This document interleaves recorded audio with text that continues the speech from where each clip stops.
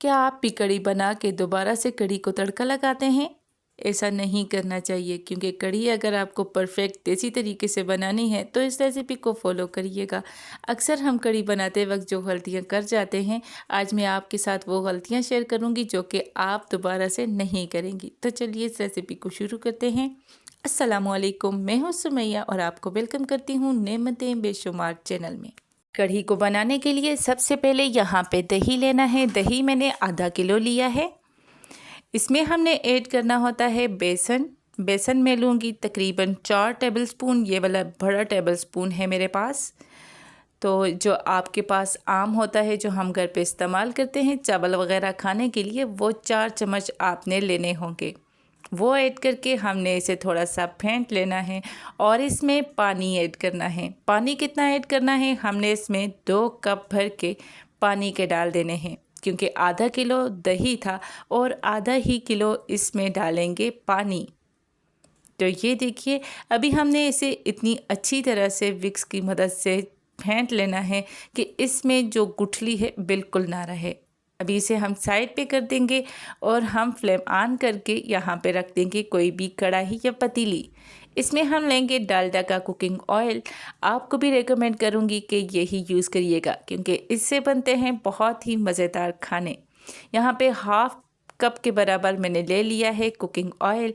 इसके बाद हम ऐड करेंगे 1 अदद बड़े साइज़ का प्याज। प्याज को हमने यहाँ पे डार्क ब्राउन करना है, लेकिन इससे पहले हमने इसमें 2 से 3 चीज़ें लाजमी ऐड करनी है जो कि आपने मिस नहीं करनी। अगर आपके पास करी पत्ता अवेलेबल है तो वो लाजमी ऐड करिएगा। यहाँ पे मैं 6 अदद डालूँगी करी पत्ते। यहाँ पे पंसारी की दुकान से खुश्क भी मिलते हैं, आप खुश्क भी यूज़ कर सकती हैं। तो यहाँ पे इसे डाल लें तो यकीन माने कढ़ी का टेस्ट और भी दोबाला होगा। इसके बाद हम ऐड करेंगे 2 टेबलस्पून कुटा हुआ लहसुन और अदरक। ये तो थोड़ी ज़्यादा मिकदार में ऐड करेंगी तो आपकी कढ़ी और भी टेस्टफुल बनेगी। अभी अच्छी तरह से इसे डार्क ब्राउन करिएगा। यहाँ पे अगर डार्क ब्राउन कलर आया ना तो आपकी कढ़ी परफेक्ट कलर वाली बनेगी। अभी यहाँ पे बड़े साइज़ का टमाटर और 3 से 4 हरी मिर्ची ऐड की हैं।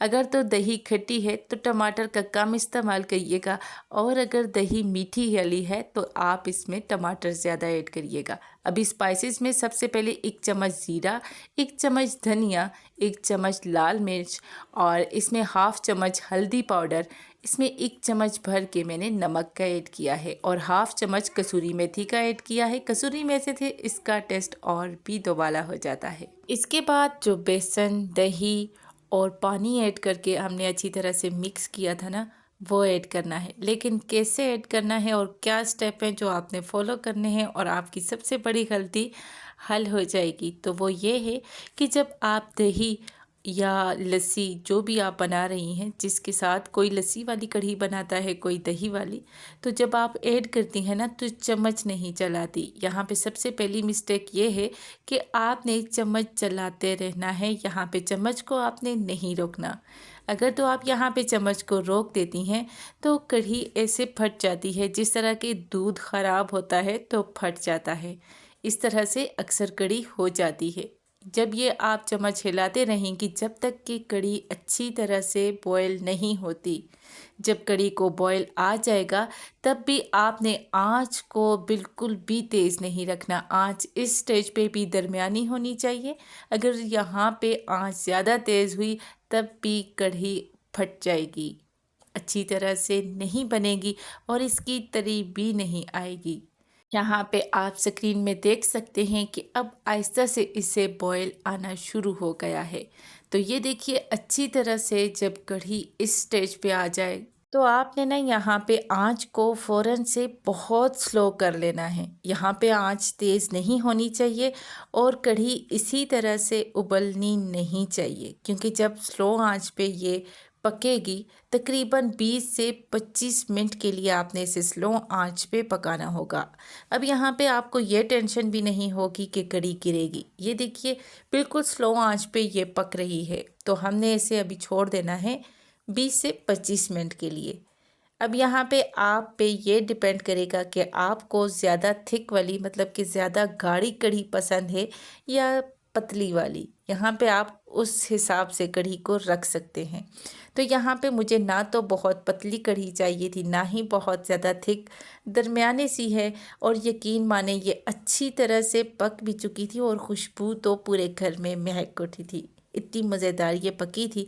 आप इसकी ऊपर वाली जो तरी है वो भी चेक कर सकते हैं। इस स्टेज पे आपको बिल्कुल भी दोबारा से तड़का लगाने की ज़रूरत नहीं है। बस इसके ऊपर सब्ज़ धनिया डालें और मज़ेदार खुशबूदार ये कढ़ी हो जाएगी तैयार। इसके बाद आपने इसके ऊपर गरम मसाला भी ऐड करना है, बिल्कुल मामूली सा, ज़्यादा ना डालिएगा वरना तो इसका टेस्ट अच्छा नहीं रहेगा।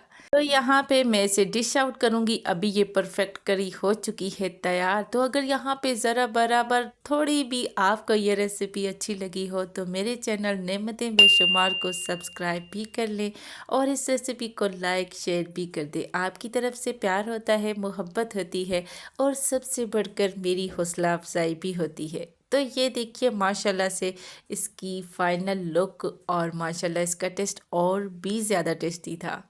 यकीन माने आप जब ये एक दफ़ा इसी स्टेप को फॉलो करके बनाएंगी तो परफेक्ट कढ़ी बनेगी। दुआ में याद रखिएगा। फिर मिलूँगी। अल्लाह हाफिज़।